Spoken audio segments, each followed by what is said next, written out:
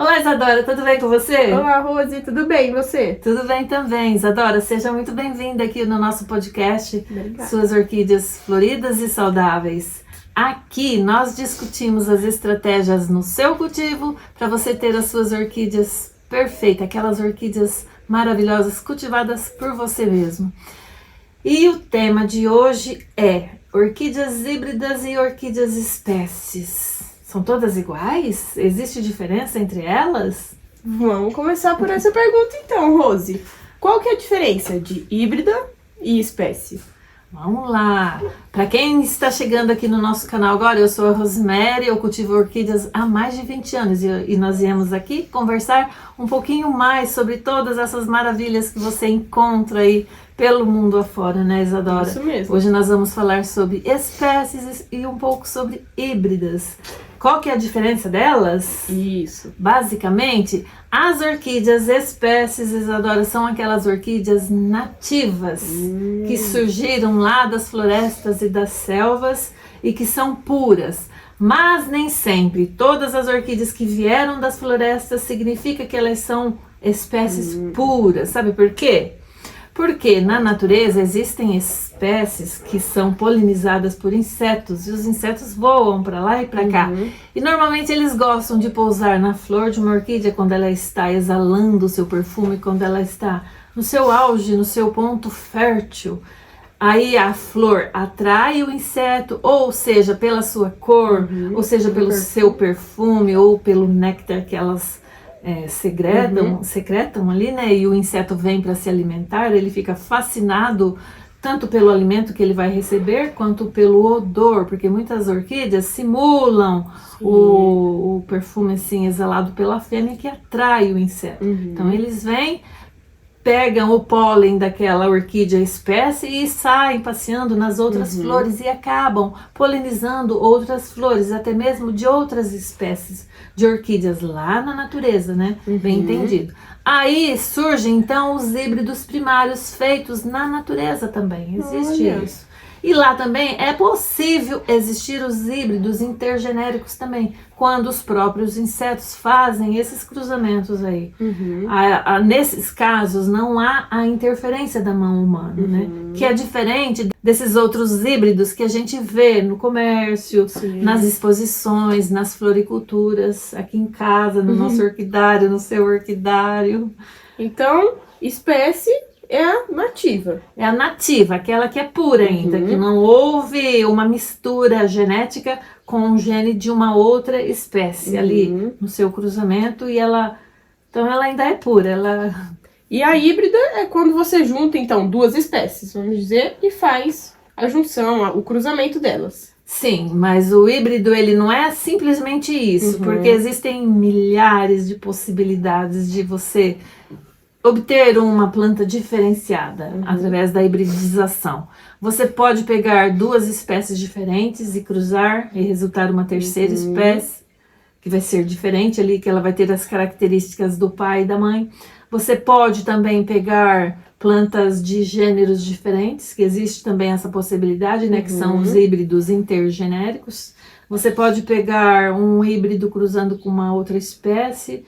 E assim existem possibilidades infinitas para você obter novas plantas.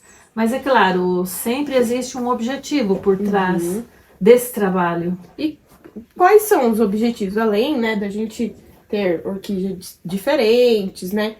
É mais voltado para o lado comercial ou não? Na maioria das vezes sim, mas existem vários objetivos que levam o homem a misturar as características genéticas de várias orquídeas para obter plantas diferenciadas.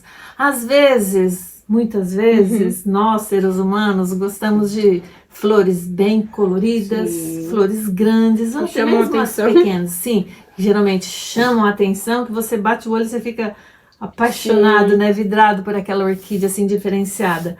Mas também existe o intuito de obter flores mais fortes, mais resistentes, o vegetal como um todo, mais resistentes a pragas, às doenças, porque na maioria das vezes as espécies elas são mais suscetíveis a pegarem doenças fúngicas, bacterianas, elas são mais frágeis.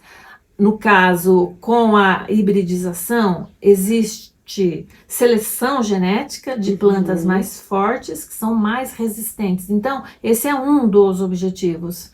E também o ser humano gosta de flores mais coloridas, então, através desse trabalho, é feita uma seleção genética daquelas flores que são compatíveis, que pode ser cruzadas e resultar em plantas assim melhoradas e assim com condições viáveis realmente de serem reproduzidas em larga escala. Plantas fortes, plantas de flores perfeitas, plantas de flores bastante coloridas, de formatos assim perfeito, porque existe todo um trabalho para selecionar aquelas plantas que não saem defeituosas, que não saem manchadas com cores assim que fogem do padrão, sabe?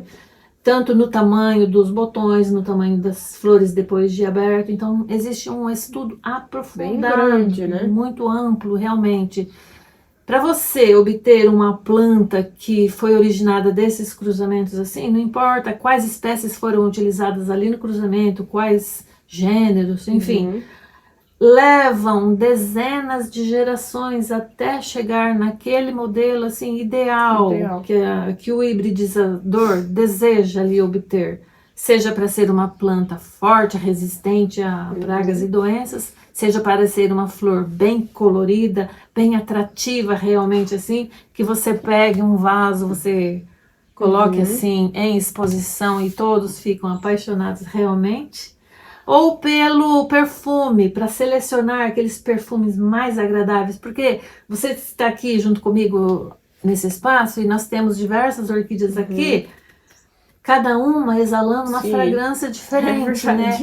E o gosto, você sabe, cada uma tem o seu gosto, né?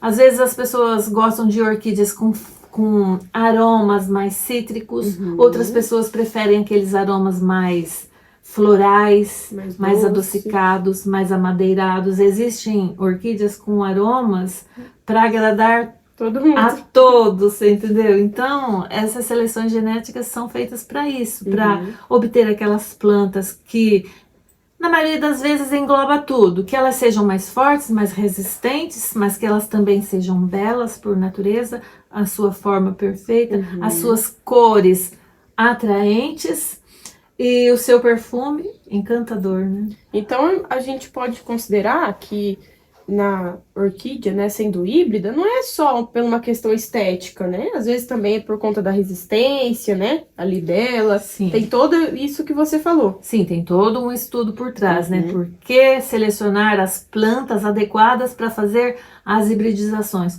Não vale a pena, por exemplo, você pegar flores que não têm um potencial genético assim muito bom, muito bem desenvolvido, com plantas fortes realmente, com as suas flores de formatos perfeitos. Quanto mais perfeito, melhor. Existem avaliações assim para você identificar uma planta de formato perfeito. Aí você exclui aquelas plantas que saem com pétalas defeituosas, com labelos defeituosos. Então você faz essa seleção para depois ter todo esse trabalho da multiplicação das mudas, principalmente quando é em escala laboratorial. Você vai multiplicar essas plantas, sejam por semente, seja por meristema, em larga escala. Então você vai fazer um trabalho que merece ter um bom resultado na frente, que você vai ter plantas realmente assim, que agrada a todos, entendeu? Sejam plantas fortes, resistentes, bonitas, perfumosas, tudo de bom. Tudo de bom. Numa planta só. Aí sim você consegue ter uma ampla escala comercial para essas plantas, né? Depois de várias, vamos dizer, tentativas, né? Até sair um modelo ideal. Nesse caso, essas plantas que são geneticamente selecionadas, elas são bem valorizadas também, porque existiu todo um trabalho amplo por trás, né? Sim. Os hibridizadores, eles fazem um trabalho aprofundado, eles analisam tudo, avaliam toda a genética ali das matrizes utilizadas. Não é um trabalho feito assim aleatoriamente. Tipo, vou pegar essa. Eu vou lá no meu orquidário, eu vou pegar uma rincochilha, eu vou pegar uma phalaenopsis ou um gênero que seja dendrobium ou cattleya e vou sair cruzando assim, Não é a assim, torta né? direito, sabe? De qualquer forma. Não, tem que ser tudo bem pensado para que lá na frente o resultado seja positivo, Sim. seja também rentável, é claro, né? E agrade as A pessoas. Sim, agrade as pessoas que são os aficionados realmente pelo cultivo de orquídeas, que vão ser atraídos e vão comprar essas orquídeas para o seu cultivo, para o seu orquidário em casa, e assim disseminando o cultivo das orquídeas para a maioria de pessoas possível, Olha que para muito legal. mais pessoas. E Rose, essa hibridização tem algum impacto na diversidade genética das orquídeas? Sim, porque ela é a hibridização é um trabalho especializado para escolher a genética de plantas mais fortes, mais coloridas, de formas mais perfeitas, tanto no vegetal quanto nas flores. Essa seleção genética muitas vezes usa híbridos que já foram utilizados em alguns cruzamentos, eles vão reaproveitando em outros cruzamentos, mas isso deixa assim um pouco as espécies nativas meio de lado, porque já passou por todo aquele processo, já foram escolhidas as melhores genéticas, né, das espécies para serem reproduzidas, mas a gente tem que pensar também, por outro lado, que é preciso haver um incentivo também, como um todo, da reprodução das próprias espécies, para não deixá-las entrarem em extinção na natureza. E muitas orquídeas já entraram em extinção na natureza já há muito tempo. Desde que começou o cultivo de orquídeas assim a nível doméstico realmente, que as pessoas começaram a conhecer o mundo das orquídeas e começaram a trazer para casa e começaram a distribuir orquídeas, a disseminar o cultivo de orquídeas entre muitas pessoas, entre pessoas de outros países e vice-versa, sabe, daqui para lá, de lá para cá. Desde o século XIX, muitas orquídeas, tanto brasileiras quanto de outros países, viajaram o mundo. Existem orquídeas brasileiras espalhadas pelo globo, realmente. Elas são muito valorizadas, mas também, há muito tempo, elas foram bem traficadas também, né? Tanto é que muitas orquídeas entraram em extinção. Do contrário, não teria sido necessária haver a lei que hoje em dia protege as orquídeas na natureza. Né? Porque quando existe em abundância, nem precisa ter lei que proteja, né? Mas como elas foram muito arrancadas da natureza e traficadas realmente, teve a lei. Foi preciso sim surgir a lei que as protege, né? Então, hoje em dia, eu pessoalmente, eu incentivo muitas pessoas a cultivarem as espécies. Mesmo que sejam espécies de outros países, porque elas são plantas da natureza e a gente valoriza igualmente. Olha só, este exemplo para você entender melhor. Esta orquídea, ela não é uma orquídea nativa brasileira, embora ela seja uma espécie, é uma Rhincostylis spots, ela é uma orquídea de origem lá do Sudeste Asiático, sabe? Daquela região lá. Ela veio para o nosso país, ela se adapta aqui muito bem, porque o clima é semelhante. Parecido. São orquídeas de climas tropicais. E nós as adotamos e a gente cultiva essas orquídeas aqui com a maior paixão, porque, falando assim pessoalmente, né? Quando eu conheci essa orquídea aqui, realmente eu fiquei fascinada, Isadora. Nossa, eu acho que eu nunca tinha visto uma orquídea tão linda e tão mimosa e tão delicada, e com esse perfume também, sabe? Ela me cativou para sempre. Jamais eu vou me desfazer das minhas Rhincostylis. Vem uma, vai outra, a gente passa para outras pessoas, mas eu sempre tenho as minhas Rhincostylis. Olha, alba, roxa, cor de vinho, são Bem maravilhosas. bonitas. Então a gente precisa preservar as espécies nativas. É o nosso patrimônio genético, Sim. né? E Rose, a gente falou desse impacto. E agora eu queria saber as vantagens. Tem vantagem de eu cultivar uma híbrida e vantagem de eu cultivar uma espécie? Qual que é a vantagem de cada uma? Sim, pensando no lado das espécies, vamos pensar no lado do preservacionismo também, né, que eu já mencionei. É muito importante nós preservarmos as nossas orquídeas espécies, que ainda existem muitas na natureza, não tantas quanto como antigamente. Porque na natureza elas se disseminam mais lentamente do que ali dentro de um laboratório, com um cultivo protegido, feito in vitro, toda a germinação de milhares e milhares de sementinhas. Na natureza, elas dependem de muitos acontecimentos ali, sabe? Muitas variações climáticas que ocorrem. Um ano é mais quente, outro ano é mais seco, outro ano é mais úmido e vai variando isso. E nem sempre aquelas sementinhas que as orquídeas conseguem espalhar germinam naquele ano. E se não germina ali naquele ano, pode ser que no ano seguinte, quando vem a estação chuvosa novamente, elas já não estejam assim viáveis para germinar. Ou às vezes acontecem ventos fortes que levam as sementinhas para lugares mais distantes, que o clima lá também não é propício para germinar aquelas sementinhas. Então isso é muito importante, a preservação das nossas espécies, porque preservando e reproduzindo essas espécies em larga escala, a nível laboratorial, é possível depois a gente devolver para as reservas, principalmente, né? Porque as reservas, até o que a gente entende, elas vão ficar ali, né? Já são reservas, já levam esse nome para isso, né? Para ninguém, nenhum ser humano ir lá e destruir essas árvores que abrigam essas orquídeas, que as orquídeas alimentam insetos e que os insetos dependem dessas orquídeas. E assim vai, um depende do outro. As orquídeas precisam dos insetos para se reproduzir lá na natureza, e os insetos também precisam das orquídeas para se reproduzir, porque eles se alimentam do néctar e do pólen delas. E assim, é uma cadeia alimentar assim, que não termina, sabe? Um precisa do outro. E a gente precisa preservar tudo. Sim. E qual que é a vantagem de uma híbrida?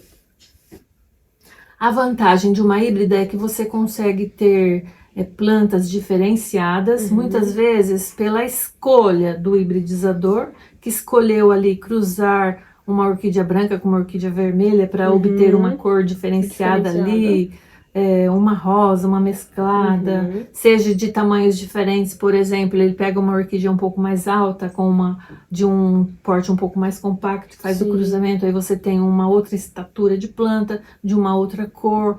Isso aí também é feito em larga escala, eles vão disseminar, eles vão colocar no comércio realmente, que vai poder chegar a mais pessoas por preços mais acessíveis, sem necessariamente deixar a maioria das pessoas, que a gente espera que seja 100%, sem aquele desejo, aquela vontade de ir lá na mata e retirar aquele restante que ainda existe lá, né? Para deixar lá para a perpetuação delas. Mas nós sabemos que ainda existem pessoas que, desconhecendo o mundo das orquídeas, como funcionam, por que elas chegaram nesse ponto de serem quase que algumas espécies extintas realmente na natureza, então deliberadamente eles vão lá e colhem e sabe. Hoje em dia que a gente sabe, até apenas os indígenas podem lá mexer, né? Mas eu espero que eles já caiam nessa consciência de que é preciso preservar as orquídeas, né? Porque eles vivem no nosso país, eles são brasileiros como nós, eles são seres humanos iguais a nós, né? Então, eu acho que o direito deve ser igual para todos, né? Na biodiversidade, né? Sim. A gente sabe, mas existem também muitas coisas por trás, né? A gente sabe o que mostram ali, né? O básico. Mas o intuito é isso, é preservar as espécies e disseminar as híbridas para que as pessoas se contenham, né? E se satisfaçam com essas orquídeas e deixem o restante das orquídeas da natureza em paz, né? Sim. Rose, agora que a gente falou, né, das vantagens de cada uma, tem como assim, a gente saber, olhando pra orquídea, essa aqui, por exemplo, eu que sou leiga, né? Essa aqui é uma espécie, só de olhar? Ou eu preciso saber o nome, estudar um pouco mais a fundo?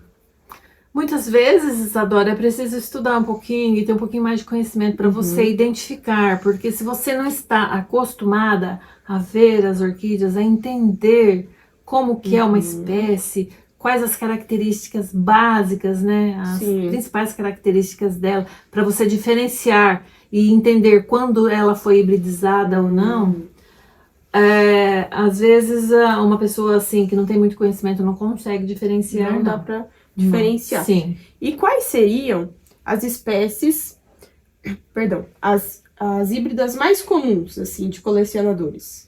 Nossa, Isadora, que pergunta difícil, porque existem tantos híbridos, tantos ou até mais que o número de espécies que existem na natureza, né? É verdade? Sim, é verdade, existem muitas realmente. Assim, nós temos acima de 35 mil espécies catalogadas, e as que não são catalogadas ainda, a gente não tem um número certo, né, exato. Sim. Graças a Deus, porque ainda existem lugares das florestas, principalmente na floresta amazônica, que são quase que inacessíveis ainda, né?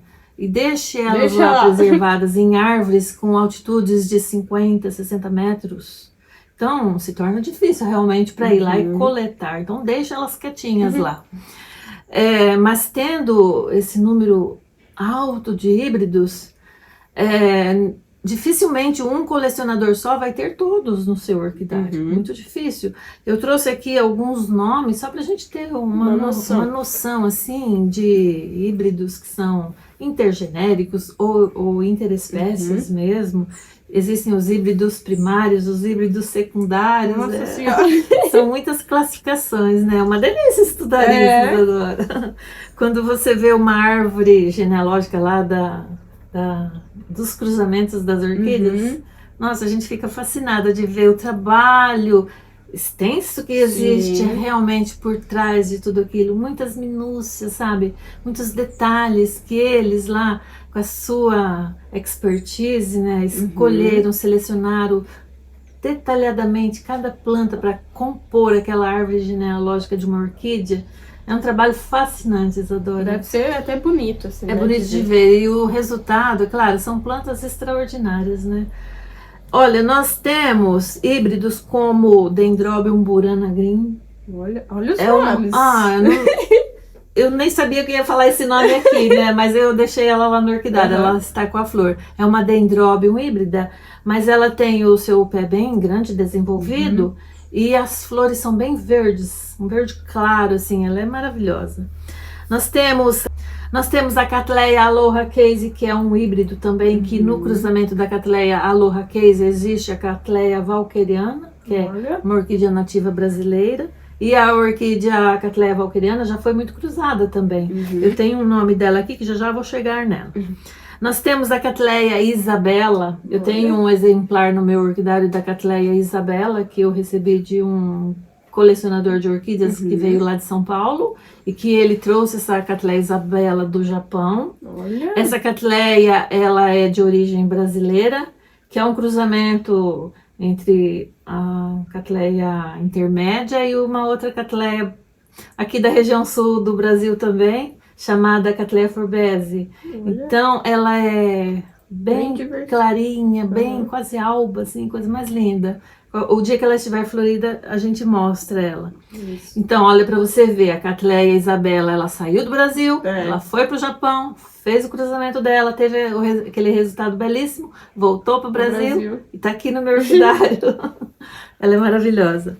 Nós temos também a Rhincolelia Cattleya Edisto Newberry, ou a gente abrevia esse nome grande aí para RLC, que é um cruzamento intergenérico, sabe? Temos lá a Rhincolelia misturada com Cattleya e dá esse resultado aqui tudo junto e misturado. Nós temos também a RLC Xiaolin Golden Eyes, que é uma orquídea maravilhosa também, que a gente já mostrou aqui em alguma aula, quando ela estava florida. Ela é maravilhosa, ela tem 2 olhões assim, enormes, amarelos, e ela é toda roxa, magnífica aquele híbrido. Nós temos a RLC Roberto Cardoso, que é um híbrido de flor grande também, mais ou menos um pouco maior que esse tamanho aqui, ó. Mas ela é toda roxa. Ah, ela é toda roxa. Ela é toda roxa e o labelo dela é um tom de roxo mais escuro. Ela é maravilhosa. Nossa, deve ser linda. É maravilhosa. Nós temos a RLC Sut Gel. Também ela é bem maior do que a Roberto Cardoso. Ela é um tom mais claro, meio mesclado assim. Ela é fantástica também. Nós temos RLC Marina Yahiro. Esse híbrido é fantástico. Vale a pena ter na coleção das pessoas. Ó, fica a dica aí. Fica a dica. Marina, já anota, né? Marina Yahiro. Gente, o dia que tiver florido, você vai amar aquela orquídea. E eu tenho aqui também o híbrido Cattleya Walkeriana. Show e sucesso.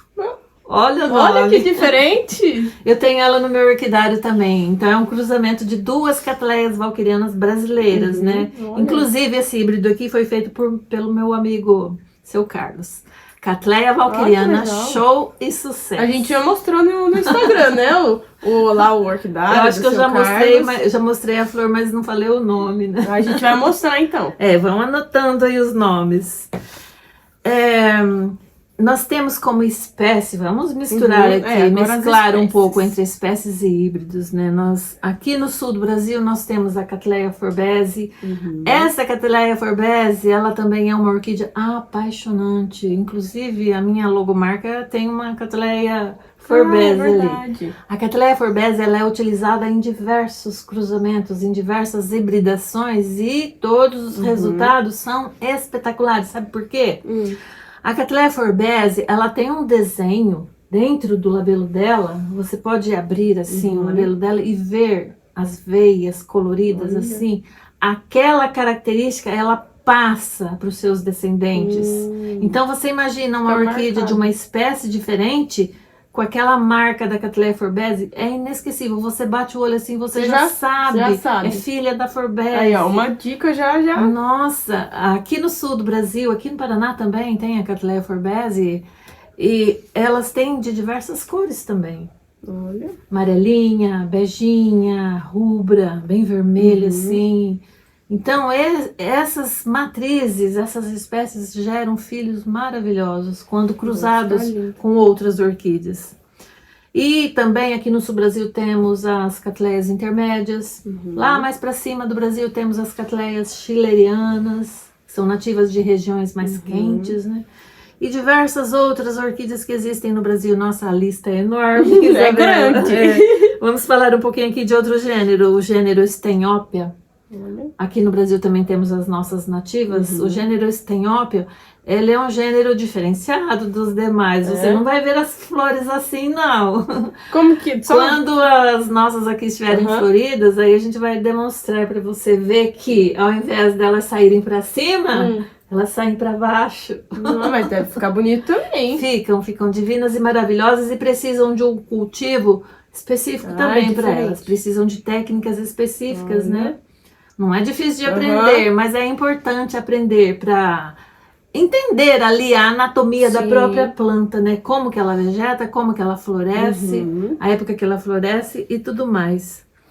Temos Brassia rex também, é um híbrido. Temos Prostechia glumácea e assim vai. Cattleya nobilis virgin, Cattleya Clark Hermann Carr, que é um híbrido branco maravilhoso também. São orquídeas clássicas, assim, sabe? Que vale a pena qualquer colecionador ter. São incríveis. RLC Young Consum, de diversos números também, que é um outro híbrido de flor amarela bem grande. Nossa, é espetacular. Então, tem vários? Temos que dá pra... várias para assim, agradar os gostos de cada um. Você consegue escolher orquídeas assim que de uma forma ou outra vai te agradar, seja pelo tamanho da planta, seja pelo tamanho da flor, seja pela forma diferenciada das flores, as marcas, assim, características de cada um através do seu labelo ou das suas pétalas e sépalas. Existem orquídeas de espécies exóticas que fascinam a gente realmente. Quando você bate o olho, você fala assim, eu quero essa. Depois você bate o olho na outra e fala, eu quero essa. Imagina você se deparar na sua frente com uma orquídea, apesar que ela não é brasileira, né? Ela é de origem peruana. peruano. Ela se chama Drácula. Ó, Ela nome. realmente, ela parece um morceguinho. É? Que coisa mais linda, maravilhosa. Ai, eu já queria uma.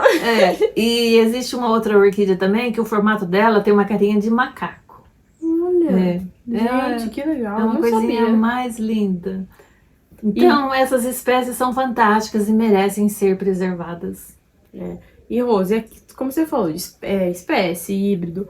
Por exemplo, assim, essas que a gente tem aqui, só pra gente demonstrar, essa aqui, uma espécie. Sim, ela é uma espécie, mas ela não é brasileira. Essa espécie aqui, ela é de origem asiática, né? Lá do Sim. sudeste da Ásia, da região da Indonésia, da Tailândia, lá. Então, eles produzem, elas são nativas lá. Porque assim, ó. Aí o brasileiro foi viajar pra lá, já se Já apaixonou se por apaixonou. ela, já trouxe pra cá. Isso lá no século XIX. Olha, As reencostilhas já existem no Brasil há muito tempo, muito né? tempo. Eu que não conhecia tanto, e você que está conhecendo agora, né? Porque a gente pensa assim, ó, um pensamento leigo meu, tá? Não sei se alguém concorda. Às vezes a gente olha assim, ela é toda pintadinha, né? Então ela deve ter feito um cruzamento. Ela não vai ser uma espécie. E às vezes, tem, né? A gente Tem. pensa que, não, essa foi feita. Essa foi feita em laboratório. E olha Uhum. que coisa mais linda, feita Maravilhosa, pela natureza, né? Existem pouco mais de...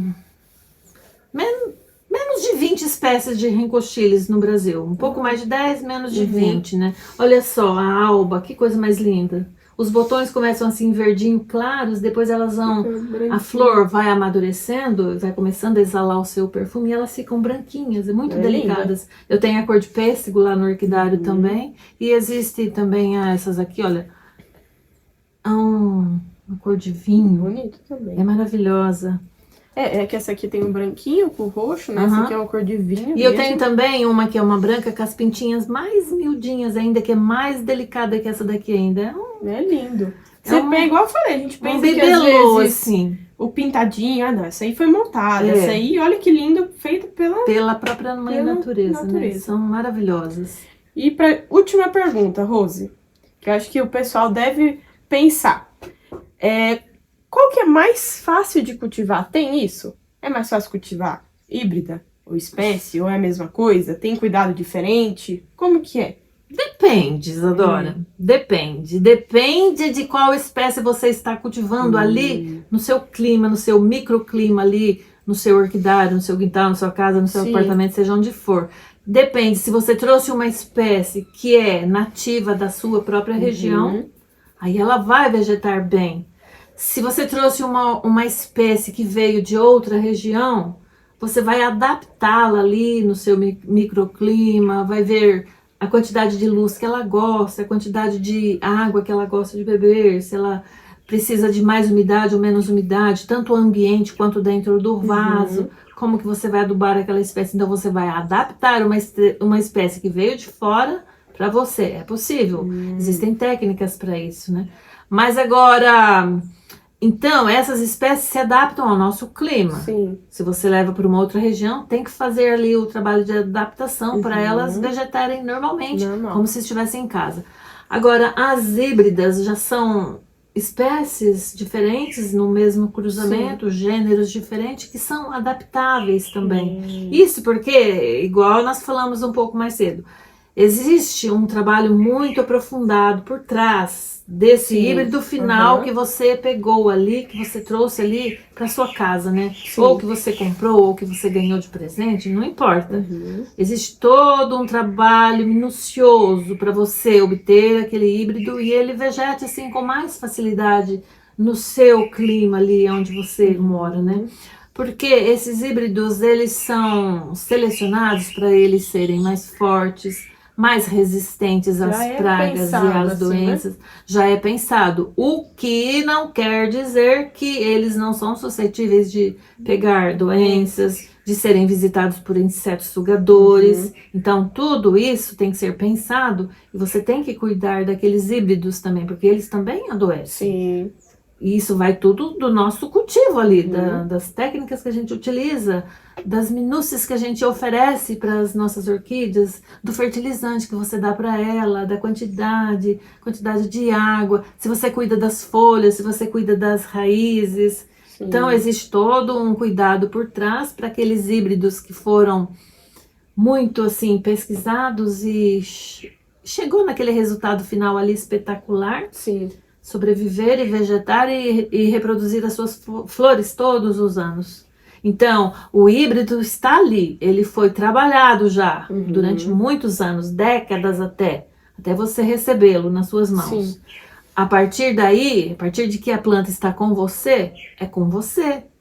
É você que vai ter que cuidar dela, é igual você adotou um pet, um animalzinho de estimação, a partir dali, a partir do dia que ele chega, é você que cuida. Ele precisa se alimentar, ele precisa receber os cuidados para ter saúde, ele precisa ter a sua educação. E as orquídeas, você vai educando elas assim, dependendo da espécie que for. Se você tem que fazer uma poda aqui, uma poda ali, para ela não invadir o vaso da vizinha, não crescer muito as suas raízes e grudar no vaso da vizinha ou ali na bancada. Então é você quem vai cuidar daquela sua orquídea ali a partir dali.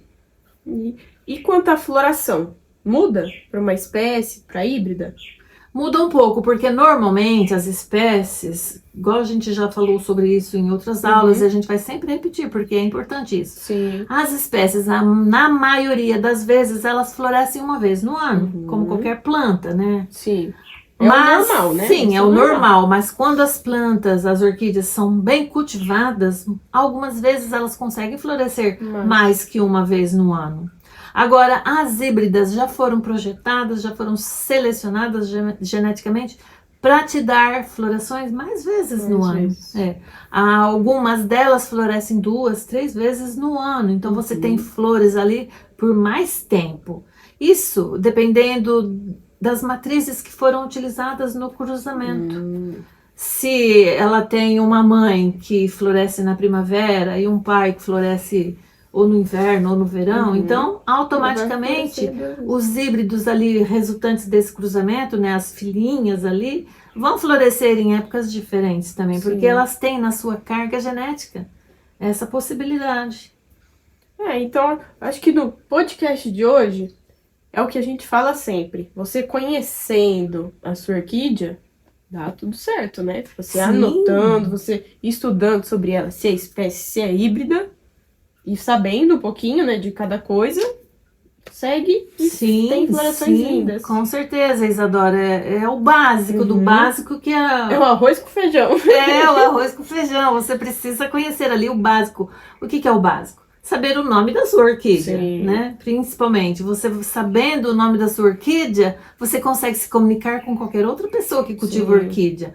Ah, eu tenho uma Rincostilis, um outro cultivador de orquídeas que seja um pouco mais de experiência, que tenha um pouco mais de experiência, já vai saber do que você está falando, já vai saber como que é a característica dessa espécie, e qualquer informação que você, ou qualquer dúvida que você tenha, que você precise, né, da informação, ele vai poder te ajudar. Sim, é verdade. Você sabendo falar o nome. E se você está, por exemplo, ali numa conversa com seus amigos online, com outras pessoas que cultivam orquídeas, a melhor forma de você se comunicar com elas é sabendo o nome da sua orquídea, sabendo o mês que ela floresce. Você já vai com um pré-requisito. Se a outra pessoa perguntar, que cor que é a sua orquídea?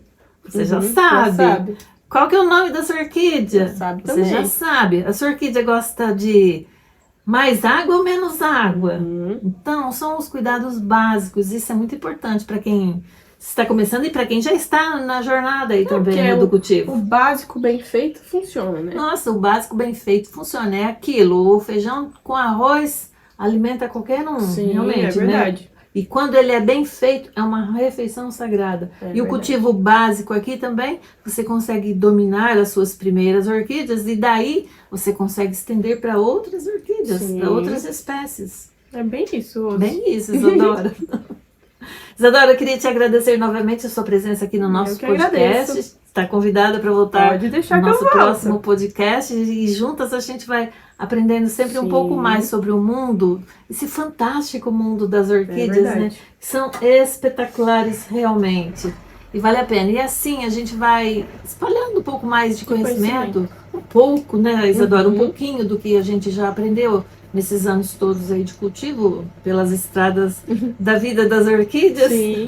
E também quem tiver alguma Sim. curiosidade, né, que sabe deixar nos comentários, Sim, dúvidas. sim, deixa as dúvidas principalmente ali nos comentários, e aí ajuda a gente a ter uma orientação assim do que trazer para você, para ajudar você a resolver os seus problemas com as suas orquídeas, que sejam suas primeiras orquídeas ou que sejam as suas orquídeas que você já cultiva aí há algum bom tempo e está tendo alguma dificuldade, a gente vem aqui e ajuda também. Sim. Então toda terça e toda quinta nós temos os podcasts às 20 horas lá.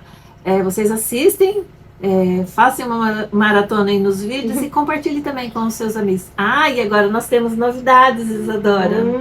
Toda quinta, às 20 horas, uma live ao vivo. Você vai poder participar, já estão convidados, participar ao vivo aqui conosco. E podem fazer perguntas lá no chat ao vivo. Isso. Que na medida do possível a gente vai respondendo e orientando. E se não der o tempo assim para respondermos tudo ali, a gente responde depois nos comentários, manda mensagem. Sim. Né? E assim a gente vai se aproximando um pouco mais e vocês podem se chegando aqui também no nosso canal. Isso mesmo, Rose. É isso aí, Isadora. Então, gente, até o próximo podcast. Tchau. Muito obrigada pela participação e visita aqui no nosso canal. Beijos, tchau.